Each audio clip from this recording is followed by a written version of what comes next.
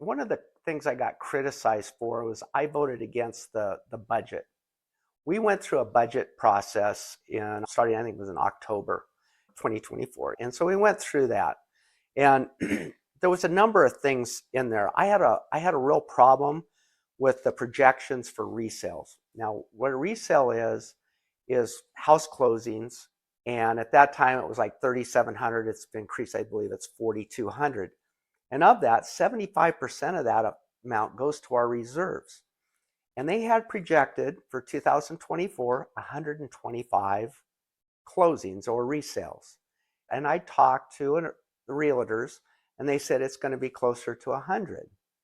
And in the 2025 budget, I said we need to drop that to 85. She says, well, we're going to use 115.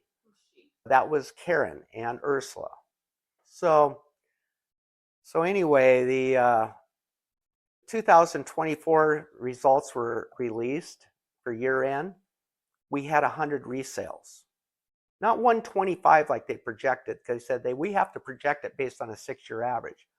That cost our reserves, hit our reserves, another $88,000.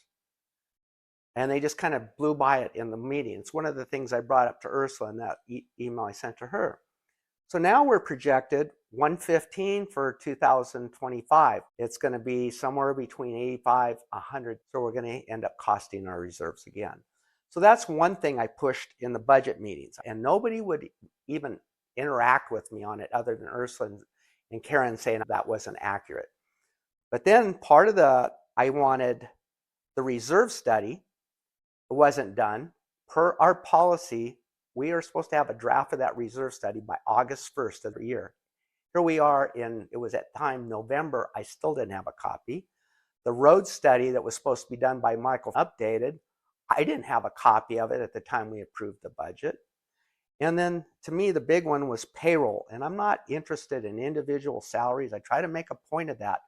But our management structure needed to be evaluated. Is it the right structure? Are we overpaying, underpaying, overstaffed, understaffed? Nobody had a clue. And so those are the items I was missing. And that's why I voted against approving that budget, and I was criticized for that. Can you explain to people who don't know that when you buy a house, on your closing documents, you have to pay that fee? It's just part of a closing cost when you move in. Right. And you're saying 75% of that goes to the reserves. Yep. to shore up the reserves. Right. And the other thing I want to point out in the budget stuff too is it was interesting.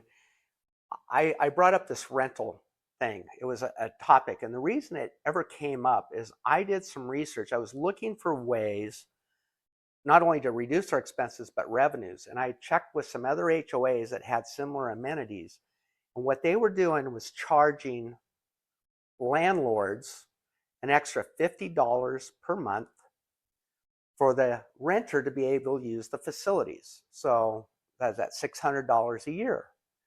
And so there was a big question at the time. There was we showed 80 rentals, and then a realtor said we're probably closer to 250.